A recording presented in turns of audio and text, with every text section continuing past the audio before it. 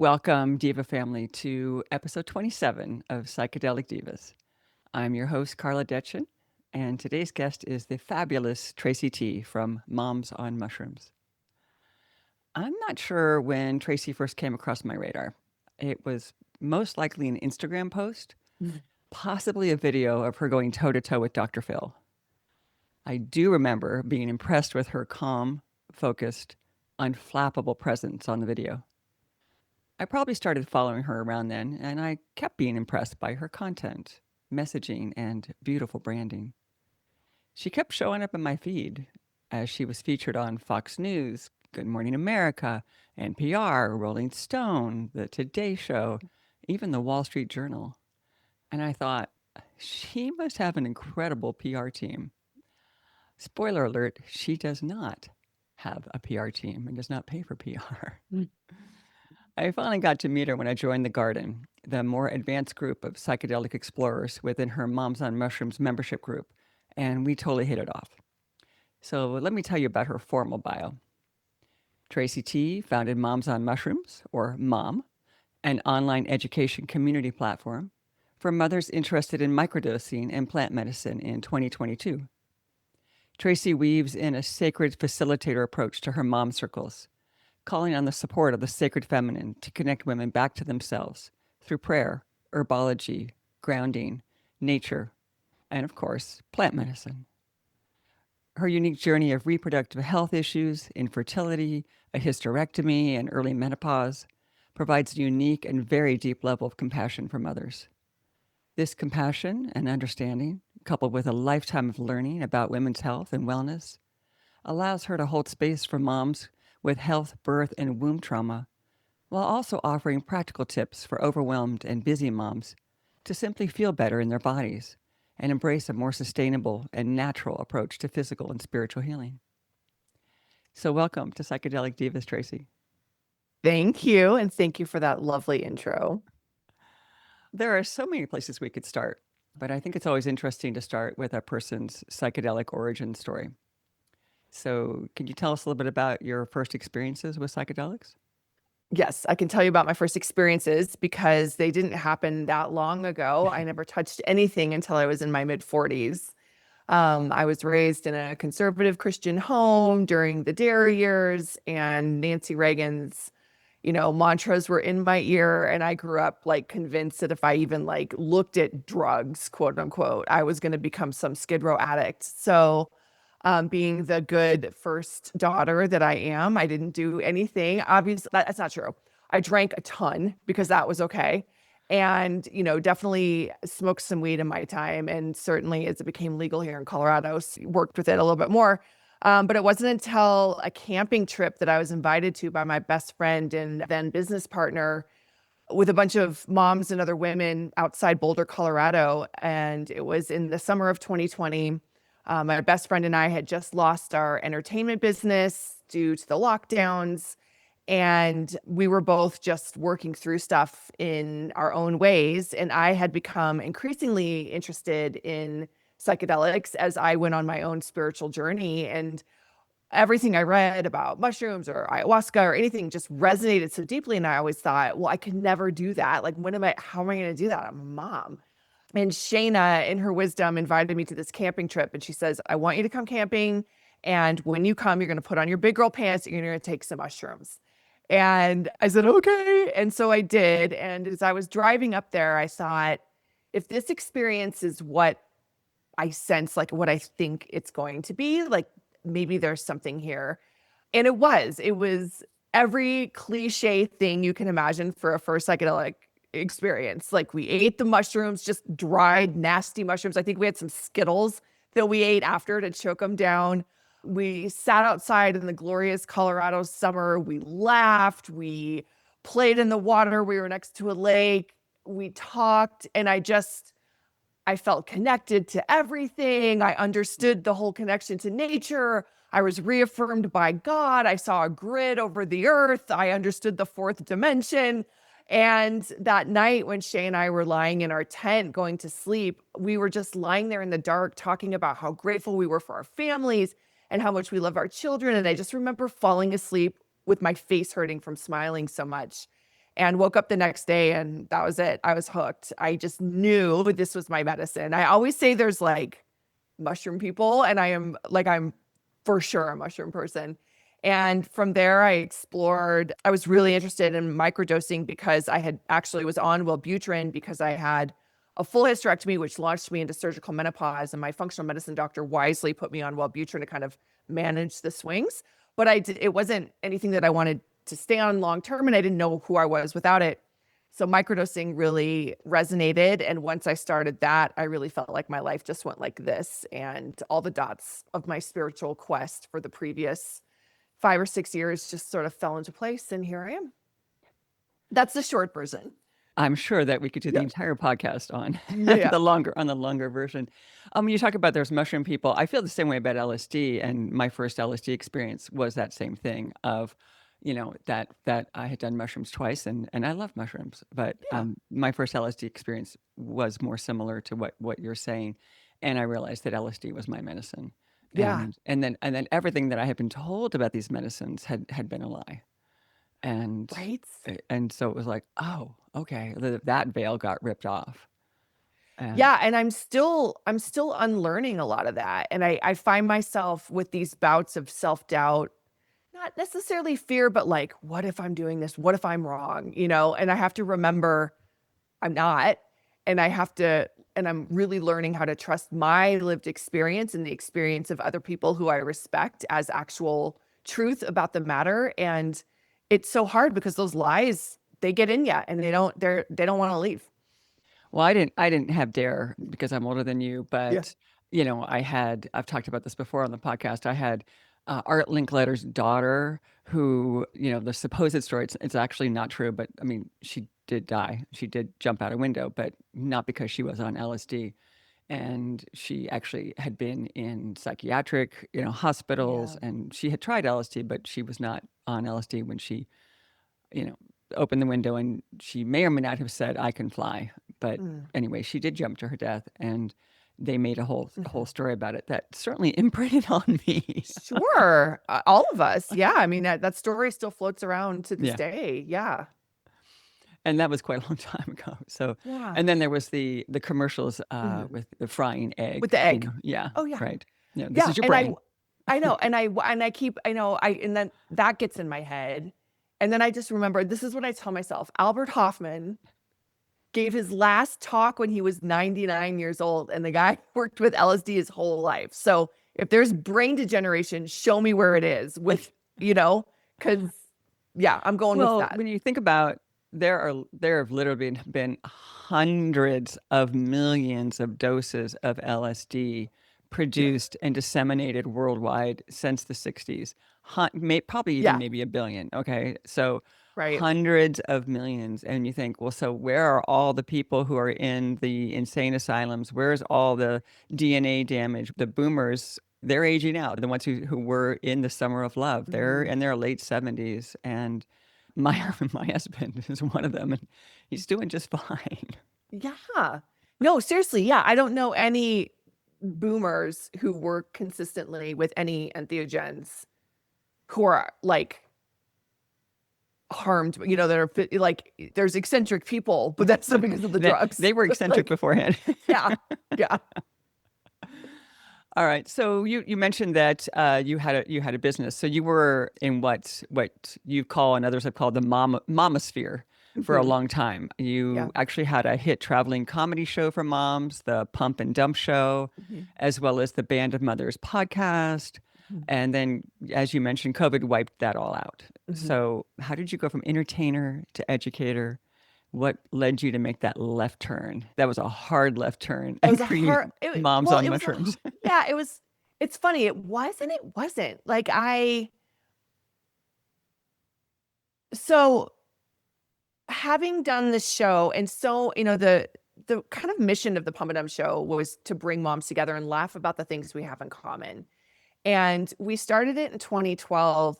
Thank God, like mercifully before Instagram, and TikTok wasn't even around. We just didn't have to deal with that. And so the in-person experience was just really a lot more valued, and we could pour all of our energy into improving the in-person experience.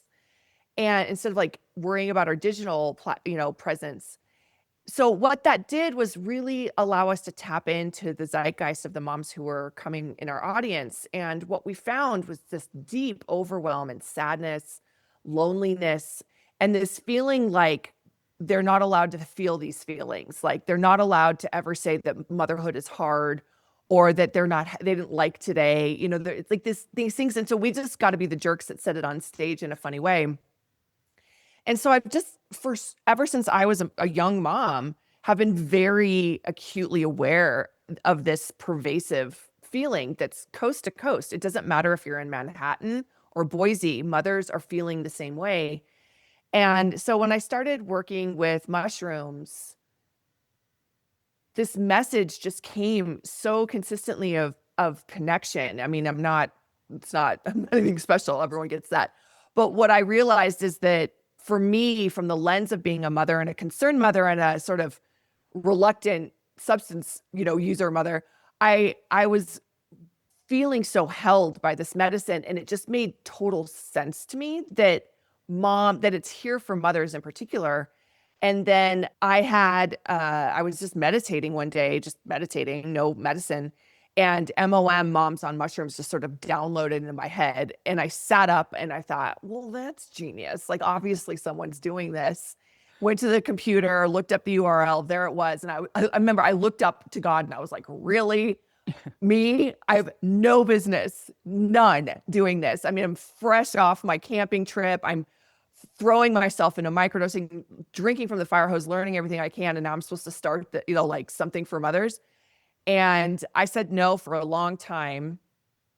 And then I had my first sort of guided journey with my mentor, which was a completely different experience, and met my guides. It was, again, like the most cliche first guided experience, was shown my dharma and my purpose and all these things. And it was very clear that this is the next iteration. And what we did with the comedy show, bringing moms together to laugh, post-COVID, it was really time to bring moms together and start talking and get serious. And so I said yes, and been getting my ass kicked ever since.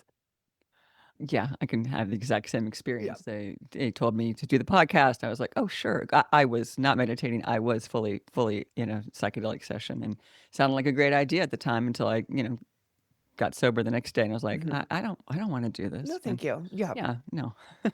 Yeah. And yet, here we are. And here we are. Yep. So I'm going to touch on some of that a little bit later, but I just want to talk about on the Mom website, you state your number one mission is to destigmatize psychedelics, especially for moms. You say we can't move forward in healing and raising our consciousness if we're smothered in fear, guilt, shame, and old programming around the use of psychedelics or the act of self-healing. Speaking out and standing up for this journey is our number one mission. So where did that mission come from? The medicine. Yeah. It came from the medicine first, but mostly just my lived experience again with it. And this deep, deep knowing that it, like I said earlier, sometimes I forget about and sometimes I don't trust, but this deep knowing that this is healing, powerful. It's a gift from great father, great mother, both. And that I know what it can do to people when used properly. And I'm so angry at the 56 years of propaganda and misinformation and fake news that has flooded our culture, from the news, from the medical institutions, from our politicians, left and right, and that it's just simply wrong. And as a triple Aries, as you and I discussed, like, justice is my trigger. And I hate it when things aren't right. And I hate the burden that mothers carry of questioning, taking their health and happiness into their own hands. It makes me nuts that mothers don't feel empowered to do that in this day and age. We've worked so hard to overcome so many things, and yet our mental health and our physical health is essentially outsourced to people who don't give a and don't have the time to pay attention to people as us as individuals. And the mushrooms can help shed all those layers and really help you become empowered and embodied and to make better choices for yourself and for your family But you can't do that if you're feeling bad and you're worried about judgment and, God forbid, jail. And so we had to clear that before we're going to move forward in any way with federal legalization. Uh, hopefully, God willing, doctors like integrating and learning about this in med school the right way. And even deeper, having a more spiritual, like sacred attachment to it and not just treating it as another pill that people swallow down their throats. So it's multifaceted, and it's going to, it took 5 decades, 6 decades to get here. It's going to take a minute to get undo, but I feel like that's part of what I was asked to do. We apparently are on, we have the same calling. Yeah. um, And I remember talking with a friend of mine. She was in her 30s. She still young, vibrant, not an older mom, and she had just had her second kid. And I was like, so how is it? And she just looked at me with the most just desperate, haggard look, and she said, "No one told me it would be this heinous." Ooh.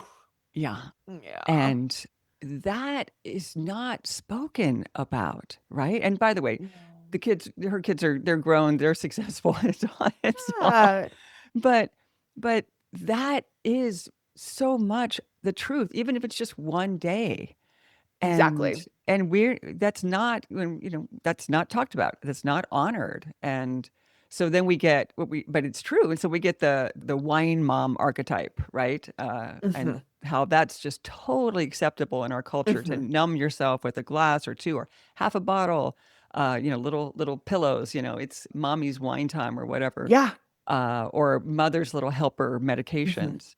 Hmm. But we don't talk about how challenging motherhood can really be, that mental, physical, and spiritual loads that mothers carry. And so I really honor that within mom, that's part of the conversation.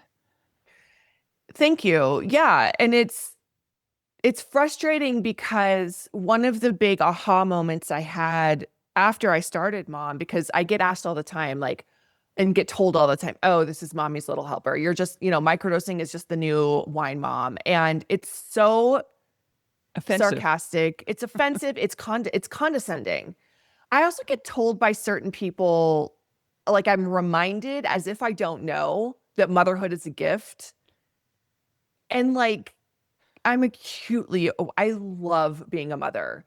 And there's this knee-jerk reaction that's pervasive in our culture that if you complain or admit that something about motherhood is hard or isn't great, or God forbid, you just don't like it, then somehow you're just negating the gift of motherhood. And that simply isn't true. I don't know any other space on the planet or in our human existence where we're not allowed to say enjoy it, but also say it sucked. If you go camping and it rained and you said you didn't like camping in the rain, it doesn't mean you hate camping. It just means that one day wasn't great.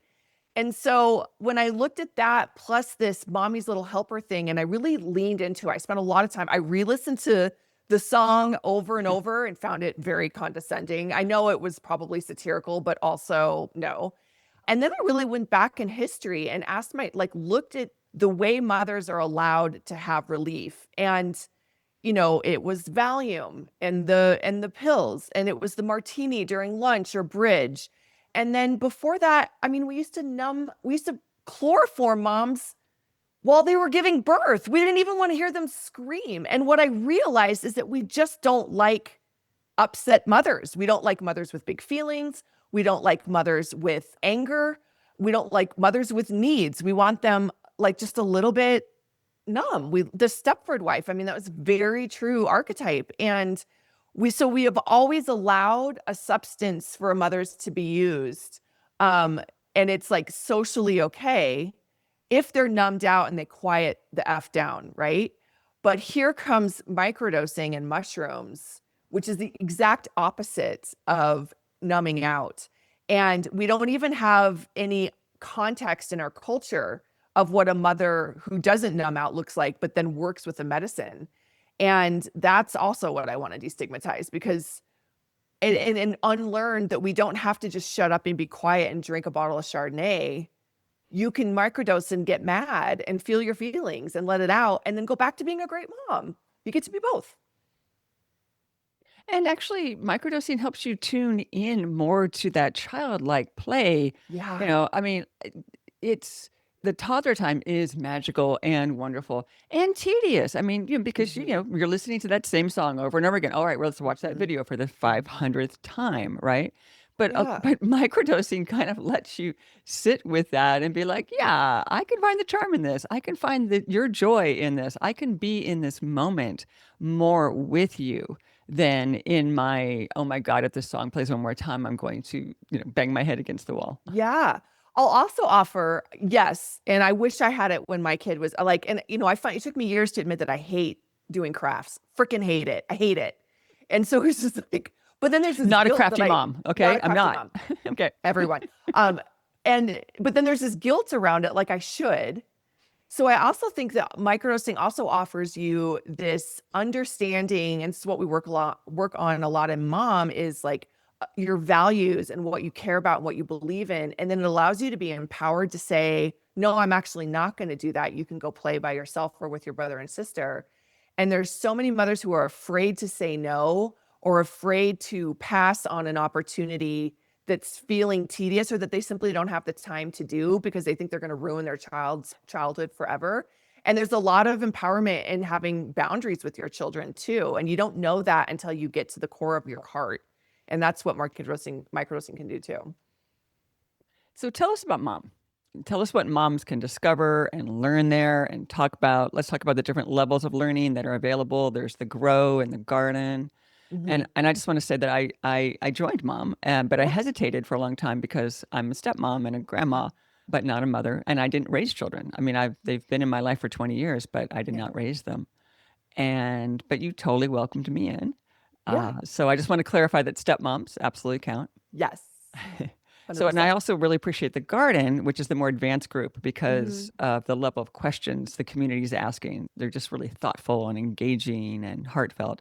And you've just created a really safe space for moms to learn and grow.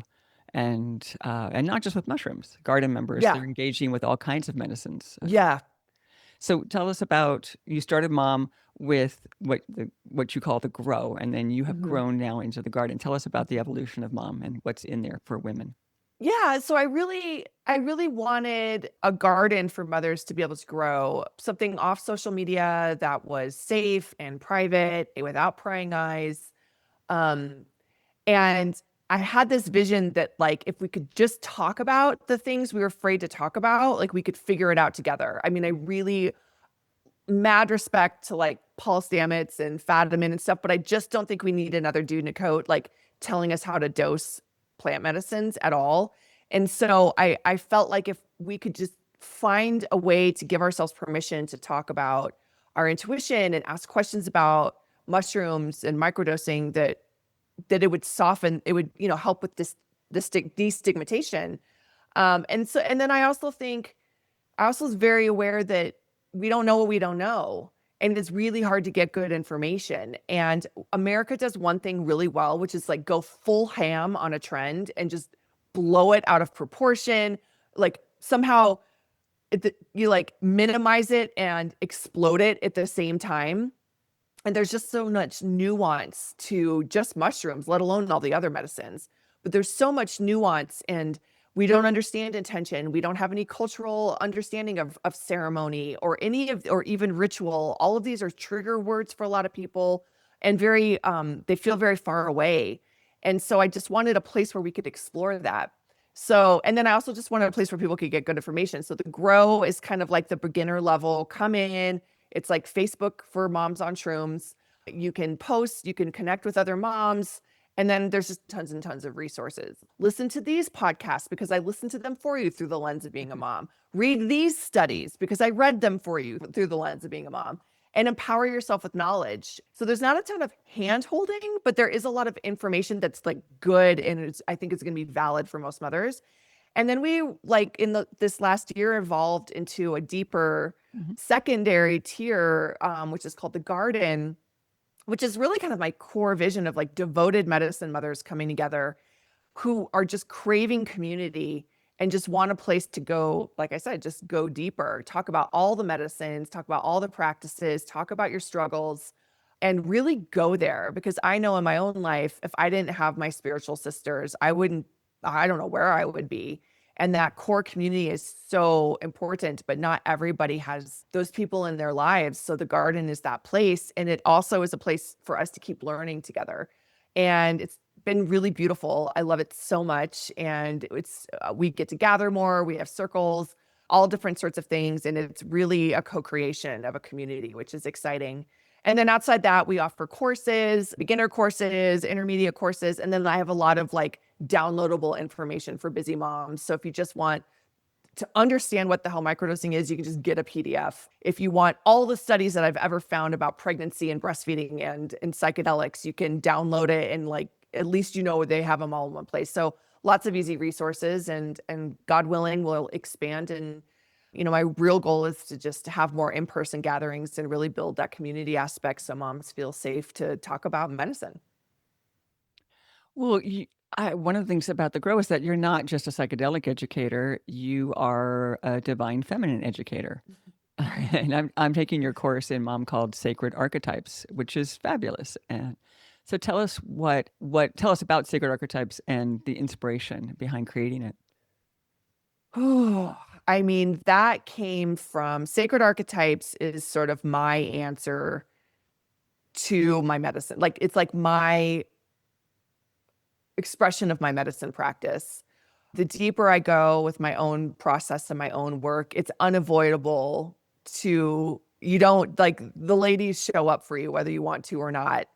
And, one pivotal journey I had, I was just, both from my guide who was guiding me and my own guides, I was really shown like the maiden, the mother, and the crone. And then my guide and her wisdom really explained it to me in that moment, and just the transitions that we go from being young and free and childless into this mother space, whether you have kids or you're growing a career, but just kind of that mom energy, and then moving into the crone energy, and how brutal those transitions can be, and how destabilizing one can be if she enters into a new phase without leaving behind the other one, which allowed me to start really listening to the myths and the folklore that surrounds us. And I find it was reading Women Who Run with Wolves and just seeing how we've been trying to tell each other these stories for lifetimes. And if you apply it to an intentional practice, I think that's when life gets really magical. And you don't feel so alone. Even if you don't have like an intense spiritual friend group, you can lean on these stories. And then you can look at the messages that pop culture, even in today's, tries to give back to us. And you can really use it to frame who you are and who you are in this world. It might be like my greatest life's work. Like if I could go back to college and just study all of that again, I would. And I think many people don't understand that this feminine energy has come back to our planet at this time. And we're trying to understand what it means. Like we've talked about this in our class, like what patriarchy really means, without hating men and dismissing men and acting like men. But also saying like, here's the ramifications of this top-down logic-based world. And it's dying off. And what do we want to usher in, and how? And that's a big struggle for me. How do I embody in leadership? How do I lead from a circle? How do I share from a circle and have a business from a circle? There's not a lot of guidance in that. And so I want to explore it within Mom. Well, and you talk about the maiden, mother, and crone journey, and in that course, we've been talking about, and I've been talking about that it's not linear, No, because like the mom energy is in the crone energy because of you're a grandmother, or maybe not, but still you're still that nurturing energy is there. I as I said, I'm a stepmom, so I didn't birth children, so I have more of a resonance with the maiden and the crone, which is where I am at this point. But I'm still very much partying. I haven't left my maiden behind. I love it. And that's good, right? Like Yeah. you don't have to be. And then I put away all childish things, all partying, all recreational medicine use. It's like, no, I haven't, and I don't intend to. And that is that maiden energy. And yet, I'm also not partying like I was in my 20s, although it's You Burning can go Man and there. things You can get things like there. that. Yeah. That energy is still present. And I really appreciate it. And absolutely, it takes a harder toll on my body, and I need more recovery days afterwards. And so there's a reality of partying like a maiden when you're actually in a crone body. Yeah, but yes, of course. I mean, there's a reality of like, if I just look at a glass of wine these days, I'm like under, but also I find that is it really maiden energy or is it embodied crone energy, right? Because when you party with wisdom, you know your why. And we talk about this a lot in Mom too. Like, what is your why? And women just don't know their why for a lot of things. Why do you want to lose weight? Why do you want to get the Botox? No judgment, just know why. And if you can't get to that why and you're just doing it out of fear or pressure, maybe sit it out for a minute until you can get into the core.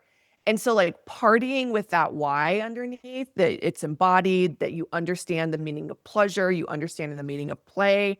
I didn't know those things when I was in my maiden years. I was like partying to, I don't even know why. So it seems like it's going to be just much more fun the older you get and the more wisdom you carry. And Well, it is. I've been in the psychedelic world for over 40 years. My first decade was all recreational. And, a lot of it was just, yes, we're going to go to this club, we're going to dance, we're going to whatever. But there was so much intentional, sacred recreating, as one of my friends mm, calls it, even in my 20s, that I learned how to throw. I learned how to throw psychedelic events and parties and gatherings that had that intention, that had that connection, that learned how to layer medicines, learned how to, stand mm, upright and connect while high. And it was a great master course in mastering the medicines on that level. Then I met my teacher, and then I was started realizing, oh, there's a whole nother layer here. But I've never let go of that sacred recreating because it was so important to me at the time, and my friends are still in that appreciation of pleasure and play and connection, and that is our why around it. I'm honestly jealous because I just didn't have that. I've always had a crushing guilt complex. I've always been afraid that God was going to like send me straight to hell. And so shedding that is I can lean into the sacredness and the ceremony of the medicines because it brings me back to God and it's like slowly sloughing away that guilt complex.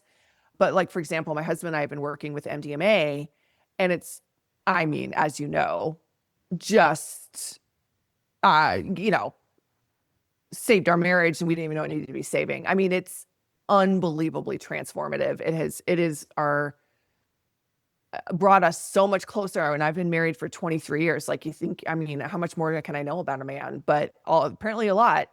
And so we have these deep, deep cathartic clearing evenings together when we do what we do at every solstice and equinox.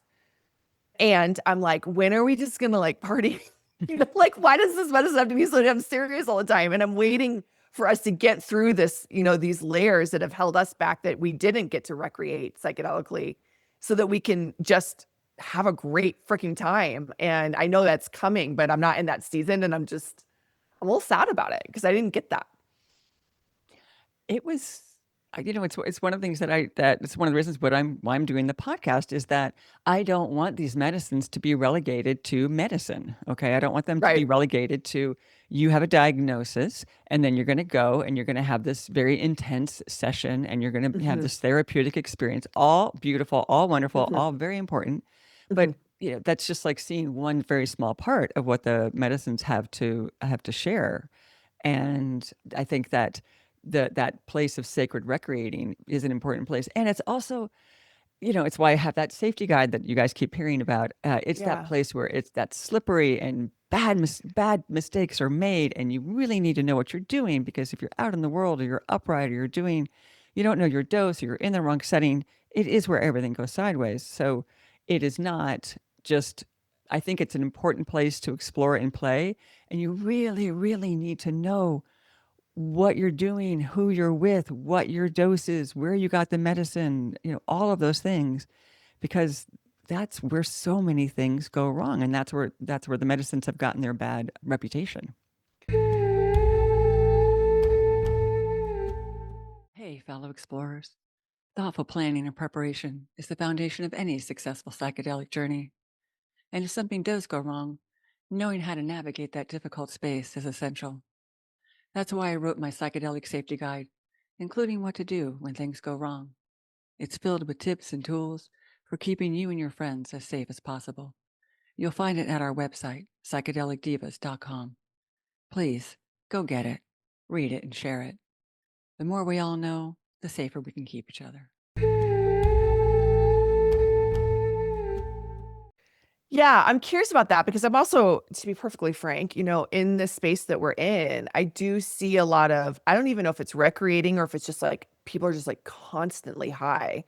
And I think this is a unique thing that mom and women who are still in their child raising years have children at home that we can offer to the space because I just can't do that. Like my Friday nights are right now, I'm like sitting at home waiting to be told where I'm driving my kid, and there's just, it's not to say that I can't and don't have fun, but I'm just seeing like a pervasive daily, layering of multiple substances that with people. And I'm just like, That's not good. it makes me concerned. Yeah. And you should be. Yeah. Yeah. And there's lots of reasons. And that's, again, why I created this podcast, because I want to talk about the good, the bad, and the ugly. And my number one reason, my mission for this is to keep people safe. Yeah. And so to provide the information to help them make good decisions. And I was lucky. I can tell some stories of that could have gone really sideways with some of my early medicine use. And someone was guiding me. I lucked out. Yeah. I slid through that, and I want to teach that, right? I want to teach. Don't do that. Don't do that. Yeah. I mean, I think I do think this and don't do that are the two missions of my do th- podcast. that's your t-shirt. Do Yeah, this, don't do that. right. No, I get it. And it's so funny because I've had hundreds of those experiences drunk as hell and nobody talks about that really, and you just kind of learn like, well, I mixed and now I'm throwing up, in the back alley and that's okay. Or I blacked out and everyone laughs about it and that's okay. But oh my gosh, like talk about guardian angels looking over me in my college and 20s. And the other thing I wanted to say, which I think is really interesting in this space in particular, and then in life, like outside, and this is a lot of the unlearning that I want to offer. I get, and Dr. Phil didn't like this answer because I often compare alcohol to psychedelics in the conversation because it's the only basis of understanding of an altered state that our collective culture, Western culture, understands because it's everywhere. You can do anything with it. Nobody questions it. It's at every event. It's on every street corner and nobody asks. It's in every movie, TV show, whatever. And nobody thinks twice about someone just being a functioning, drinking all day long or anything of that. So I always bring it into the conversation as a comparison, even though they're nothing alike. And we've given permission to have fun being inebriated with alcohol, yet we've demonized having fun with psychedelics, which is the camp that I'm trying to leave. And also then when you move into the spiritual space, because of especially Americans, like we blow everything up. So then the spiritual and the psychedelic space, if you're going through a healing journey, gets so serious. Yes. And then we think that we're not allowed to have fun as part of our healing, which I know you know more about this than me. And I think it just comes from this obsession with suffering and this like Judeo-Christian belief system that we're not allowed, like one can't help the other. And that's an interesting transition because, and I can fall into it, like this monk-like mindset, which just isn't healthy either. I mean, we're humans. Well, all of that. And you think we just talk about like going back to the, hundreds of millions of doses of just LSD alone. Yeah. And, how many deaths have we heard about, except for, of course, Art Linkletter's daughter. And I don't mean to make light of her death. That actually was really tragic, right? Of course. But as I said, more aligned with some with deeper psychological issues. But how many deaths are associated, like billions and billions, started with alcohol, right? How 420 much? a day in America. Right. 420 people die a day in America Yeah. because of alcohol. And now they're coming out and they're like, actually, for a while there it was like, oh, red wine's good for you. And so we were all like, yes. yeah, I am on board with on this. that. Yeah. And now that is not true. And we're like, oh, okay, once again. And it's now highly, highly linked to cancer. And we're Yeah. just like, okay, fine. But psychedelics are not. They're just not like they're anti all of that. They're anti-addictive, most of them. And help with these things. Anti-inflammatory for Pete's sakes. Like it's just not alcohol. So we have a long way to go, as we know, Yeah. in our particular society, and actually in the world, because I think a lot of the world follows where America is. Hmm. But things are changing, and you say that you live in decriminalized Colorado, so people are now allowed to grow and consume psilocybin and psilocybin Hmm. mushrooms, and obviously that provides a level of safety for you. Since you live in Colorado. But I'm curious. So you have a teenage daughter. Hmm. So tell us what you tell her about drug use, and when did you start that conversation? We started it as soon as she was like actively reading. And because we live in Colorado and cannabis is legal, if you live in Denver, there are dispensaries and billboards for dispensaries everywhere. So when she could start reading, in the car, she'd be like, "What's Green Man, you know, candy buy?" And so first we have a kiddo that just is like, she's just one of those kids you can't lie to. She's just never, I mean, I told her about in Santa Claus like really early Oh, because she was figuring it out and it yeah. wasn't fair. It broke my heart. I cried for weeks. And also, and I just want to say too, even though I'm angry about alcohol, I'm still not a teetotaler. I just know my why. And I just don't think any of this like extreme on either way is healthy mindset. So I don't have any judgment with people who drink. Again, just know your why. So that being said, I drink far less than I used to. I Yes. mean, and but she grew up with me taking her into the wine store, into the liquor store, and buying stuff for Sunday dinner when my family was coming over, or afternoon play dates when I was meeting up with my girlfriends. And so she's always been around alcohol. So my husband and I were just like, why would we not come clean about psychedelics when she knows these other things? And again, I just didn't seem right to lie to her. So we did it age appropriate, but she was about 9 and she was reading obviously before that, but like when she was starting to understand the world. And that was about when I started mom too. She was about 9 years old. And I just kind of just started explaining it as medicine because she would hear me talking about microdosing and she would hear me talking about, a supplement I was taking or if I had to take antibiotics for something. So we just sort of applied it in the same way. And as she's grown up, she's heard me talk about it a bunch of times and I've just been really honest. It's just sort of out there for her. And so if I'm going to do a journey, she knows that I'm going to do a journey. And one of my proudest moments was I was driving her to school. She was probably in like 5th grade. And she said, "I know that your journey is probably a really private thing, but if you ever wanted to tell me about it, I'd love to hear." And I was Oh, just like, "Oh my gosh, like that you understood both of those things?" And then we often use like we have Friday night movie nights, like our family church. And so if we come across a movie that's psychedelic or like has those themes, I'll be like, that, okay, this is you guys, like this is literally someone just creating a journey. Or this is like very psychedelic mindset. So she's just sort of learns that way. And then now that she's in high school, I'm a little bit more forceful with it, but I also have nieces and nephews that I'm close with.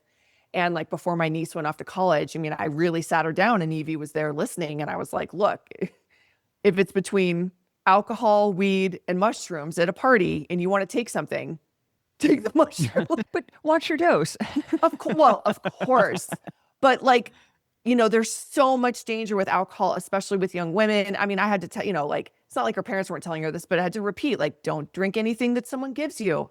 People get roofied. It's just so scary. And so really teaching what to be afraid of or what to be cautious of and what not to be afraid of, but then mindful of. And even weed, I mean, here in Colorado, the cannabis, the dispensaries, it's so strong. Yes. So I had to say, like, if someone's giving you an edible, you really need to understand how edibles work and you need to ask about the dose and you need to look at the container and you need to make sure that there's nothing else in it. And like, So I'm kind of in that teaching more like harm reduction mode Mm-hmm. now. And I just don't, I'm never going to stop because Because there's a that's lot what of we have. harm. A lot of harm. And the funny thing is, I say this all the time, like if you really are concerned about your kid doing drugs, like work in the psychedelic space. My daughter is so bored about hearing me talk about psychedelics. Like she probably will never do them just out of spite because I'm her mom. It's like trying to teach your kid how to swim. They Right. won't do it if you teach them. So there's that. Well, I'm curious. So it is Colorado, and obviously there's the decrim, and it's a more liberal perspective. But have you had any pushback from moms of your daughter's friends? Has anyone said they don't want their kid to play with your daughter as a result of your advocacy? No, not one. I am constantly, and I do carry that like fear, right? Like she's at a new high school now, and I'm not going to just show up with like whatever, a mushroom sweatshirt on or something. And I watch my emails because I don't want to put anyone in it, feel like they're in a bad position. But when moms learn about what I do, it's always a lean in, always. Whether it's, oh my gosh, I'm just curious, or oh my gosh, I've been thinking about it, or oh my gosh, it saved my life. Like those are the three answers. It's never, oh my gosh, I'm sorry she can't come over on Saturday. Never, not once. Awesome. Yeah. And So, we really don't even get a lot of trolls, even on social. I don't wow, get a lot of pushback in general. I'm constantly surprised. wow, Yeah. that's amazing. Yeah. And you have a strong social presence, so that's Yeah. yeah. All right, well, let's talk about. I think so much of the feminine journey is about the body, Hmm. and your body has certainly had quite the journey. You had fertility issues, you've had a hysterectomy, which dropped you into early menopause. So I'm curious, what have you learned about the body, about connecting and knowing your body through psychedelics? Mm. I finally learned about my body. Like I do. I've had a history of, I always call myself reproductively challenged. So I think between being I think I was 25 when I had my first surgery. I had a cyst the size of a Mm. cantaloupe removed from one of my ovaries. And there was 4 years where I had a surgery every single year for something going wrong, including an Wow. emergency appendectomy. I mean, the list goes on and on. Suffice to say, I've left my body more than I've stayed in it for obvious traumatic reasons. And the one beautiful thing I think this medicine does is it can really drop you into to feeling your body if you allow yourself to do it. And which is why I really like microdosing for mothers, because it's a gentle easing in, and you can really create that relationship with the medicine on your own terms, like without being destabilized. But a lot of moms at the very beginning find that they're very tired or very ragey or very sad. And I always say one of the beautiful things that mushrooms in particular does is kind of align your gut, your heart, and your brain. And they all start to listen to each other, maybe for the first time ever. And so, what I found when I started working with it, when my brain finally started hearing the messages that my body was sending it, it was just how tired I was. Like tired. I'm still tired. I'm still resting from like my 20s and my 30s, just overexerting, and even half my 40s. And it's like you can't ignore those messages once you finally have ears to hear. And so I think it's a beautiful way to start giving compassion and nourishment to your body, because the medicine just opens up channels that just allow you to say, no, that doesn't feel good. And so that's why a lot of women find that they don't like the same foods that they used to eat, whether it's junk food or sugar or caffeine or alcohol or cigarettes or whatever. It just doesn't, it's like you can't ignore it anymore. And I think it's really the first step to healing. And then from there, you can go much, much deeper. And I mean, I've also learned so much from my own body and healing. Like Yeah. I've been able to move through, manipulate my body out of chronic pain places, Wow. using the medicine and tuning into, exactly how to move and how to, stretch and how to like just reseat my pelvis so that Oof. I'm balanced and not, I was doing Bikram yoga for a while, and because it's hot, you're going deeper, but I Yeah. was out of balance. My pelvis was out of balance, and so I was Mm, harming myself because I was yeah. going deeper than on one side than the other, and so it really started bringing my awareness to needing to do these internal adjustments. Right? I don't want to go to a chiropractor. So learning how to move and stretch and realign. The medicine has Mhm. taught me that, and it's been a really powerful somatic experience for me. Mhm. People are always laughing. My friends are always like, "Oh God, there she goes again," because I'm sort of moving and shifting. But I don't have a lot of body pain, and I'm in my mid 60s, and I've gone through a lot of body pain, so I know what it's like to have it, and I don't have a lot of that anymore. I had sciatica for a while. I don't have that. That's beautiful. And there's two things, I think, key components there that like I think are really helpful. A, you gave yourself permission to follow your instinct. And that's a huge one, right? Like women, mothers are so afraid of their gut instincts that they ignore them. And so you don't move in this certain way because you think, oh, it's going to be wrong, or, oh, I'm going to hurt myself, or I'm not Mhm. allowed to. And then two is kind of following up, like following through with it and then doing the thing. And that's beautiful. And then, and like believing that you can heal yourself without dogma, essentially. And I think that's a lot of unlearning that women have to do as well. Like we can figure this out on our own, but Well, it's scary. there's so much inner wisdom of trusting your body, and I'm all for the Western medical, like Yeah, absolutely, sure. like go Western. But then why not also bring in Eastern, and then also most importantly, tap into your own intuition, Yeah, your own inner knowing is it feels right there. If they say, "Oh, you're fine, there's nothing there," and it doesn't feel right, find another doctor, like keep going, get another test. yeah, Don't let it be like, yes, I brought this up 4 years ago and now I have stage 4 cancer. right. I know. Yeah, it's so true. And just because someone tells you to do it this way, it doesn't always mean that it's going to work. And yeah, the ability to, I think that's probably one of the most profound things medicine has done is just like, decalcified my pineal gland and helped my third eye come back online. But then that connection back down to my heart so that I trust it. I always say like, I love how the chakras are like supported by each other. You have one Hmm. on the bottom and one on the top. So they're always helping each other out. And if I didn't have my heart giving the correct messages up through my third eye to my brain, I wouldn't know what to believe. And so you have to leave the mind to go into that. And you can't do that. It takes training in like practice. It's like building a muscle. Yeah, And then you can get into the somatic stuff, but it's really scary to trust yourself with your body, it is. It is. unfortunately. And we've heard so many stories of both ways, right? Of like, I just knew, I kept pushing. And we've heard the Yeah. opposite, really, really sad stories. I knew, but they didn't listen. Yep. So, all right. Well, when we talked previously before the podcast, I was acknowledging that you chose an incredibly difficult psychedelic niche, moms. Mhm.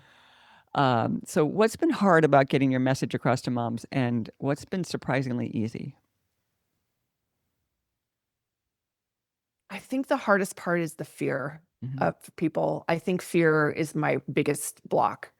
Fear of jail, fear of harm from the medicine, and then most upsettingly, fear of change, right? What would happen if I spoke my truth?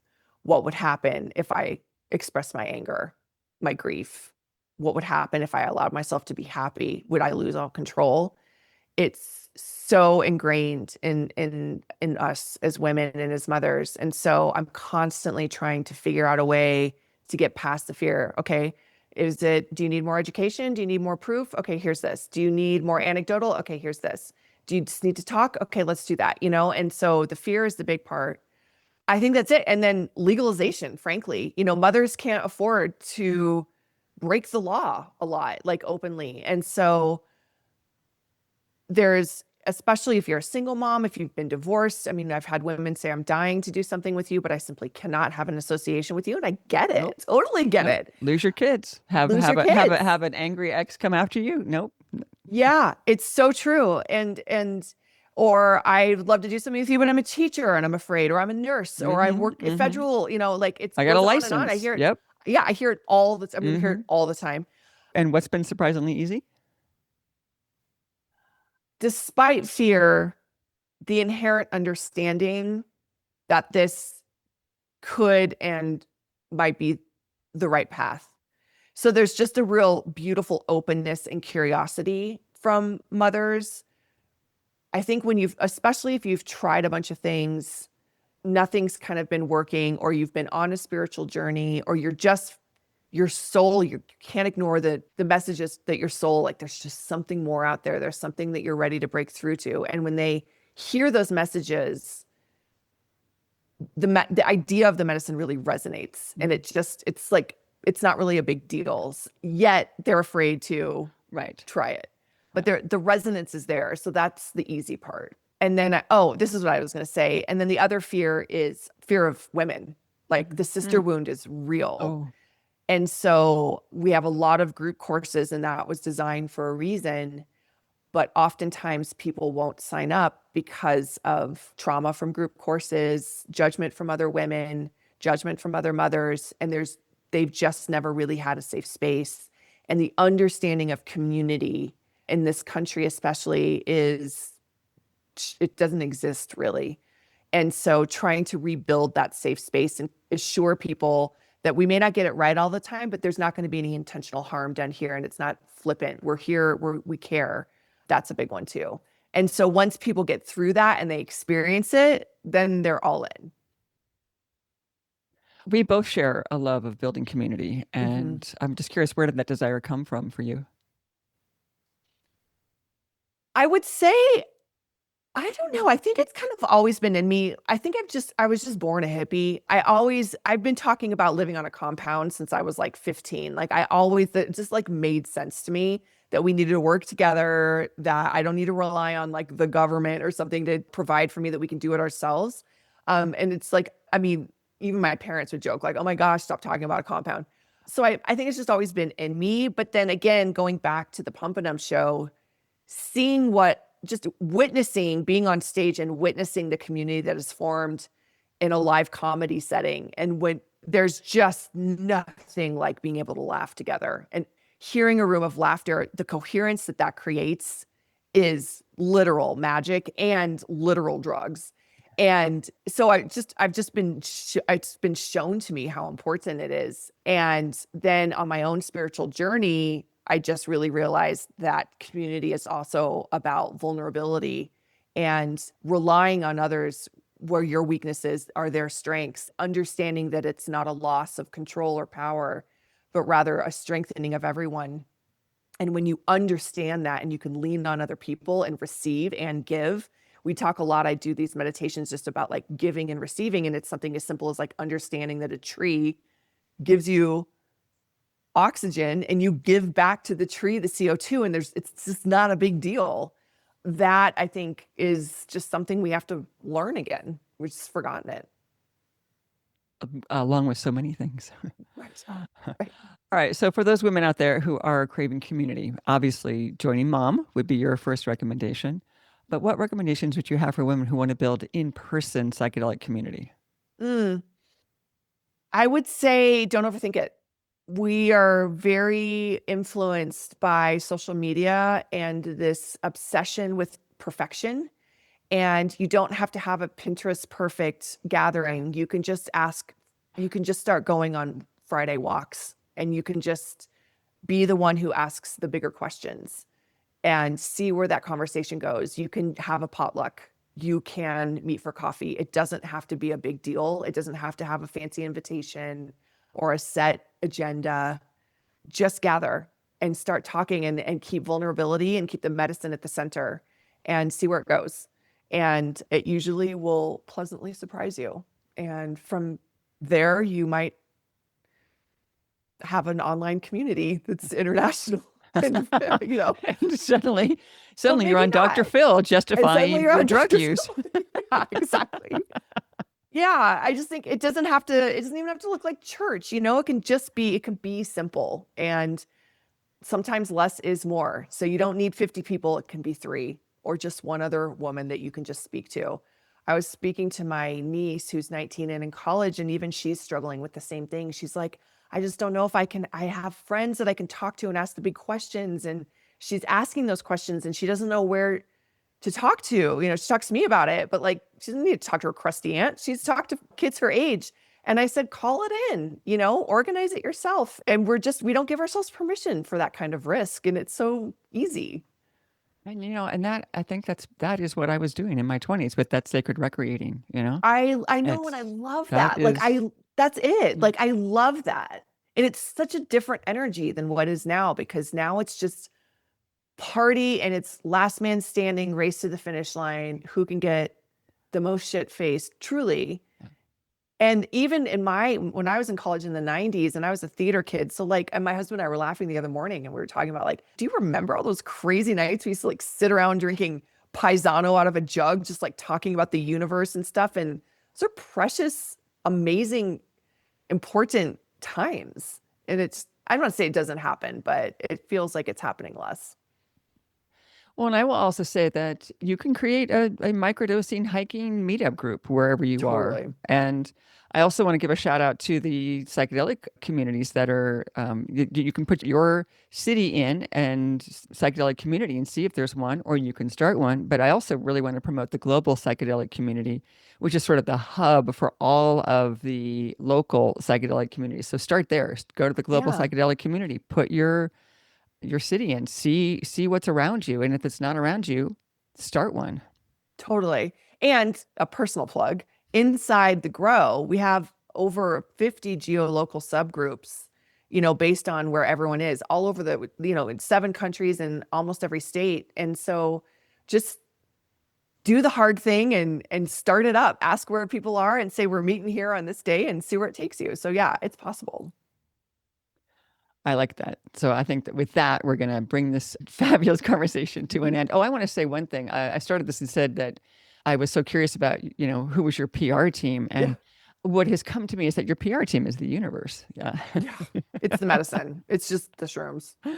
They have been an amazing representative for you. So No, and it helps again with that crushing guilt complex. It helps me very much to alchemize the media, because I just know it's not about me, right? Like I was given a job, they were very clear, and I wake up every day and I'm like, okay, what do you want me to do? yeah. And there's a lot of relief in that, because it's just not about me. So Yeah. And we've talked a lot about guidance, psychedelic guidance in this episode. So I want to give a plug to the episode right before this one, episode 26 and or 25, whatever you guys can find it. And it's how to connect with your guides. So it's a solo episode where I'm actually teaching, because so many people they're like, I don't know. I don't have guides. I don't understand what are you guys talking about? So there's a little bit of a primer in that episode. So check that one out as well. absolutely. Yeah. All right, Tracy, thank you so much for being part of Psychedelic Divas.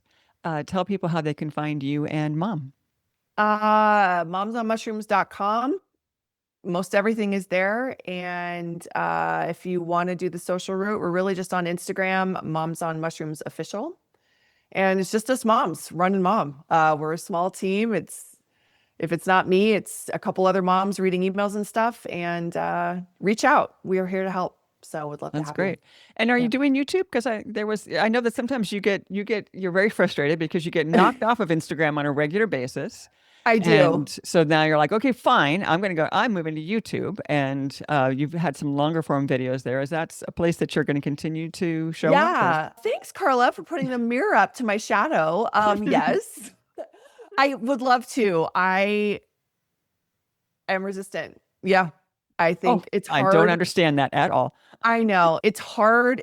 I think it's probably the tech part, just the uploading of the video and like getting it right, and my own, need for perfection, that I've really been working to shed and just like throw stuff up there. And I still deal with like, who the hell am I to tell anybody anything? Well, you're Tracey And Tee, founder of Moms on Mushrooms. yeah, well, sometimes Tracy just wants to take a nap or read a book. So we'll And see. and that's exactly what Tracy should do. So Yeah, no, I think I will. I don't know how much time I have left in me with Instagram, to be perfectly honest. It's Mhm. like sucking the life force out of me. And Yes. I'm getting messages like, Yeah. Yeah. It's So evil. we'll see. It's Yeah. evil, but necessary at the moment. So, Yeah. all right. So Well, I hope to see some of you in the garden at Mom. I've been totally enjoying the community, and thank you all for listening. The podcast is growing, and that is because of you. So thanks for sharing, reviewing, talking about it with your friends. It is making a difference, and I am more willing to have it come out of the shadows myself. So that is also making a difference. mhm. So you can follow us on Instagram at Psychedelic Divas. And also just to note that I'm only going to do one podcast each in November and December due to all the holiday craziness and travel. But we'll be back to every other week in 2026. So thank you, everyone, for being part of this growth journey. I will see you next time. And thank you again, Tracy. Thank you so much.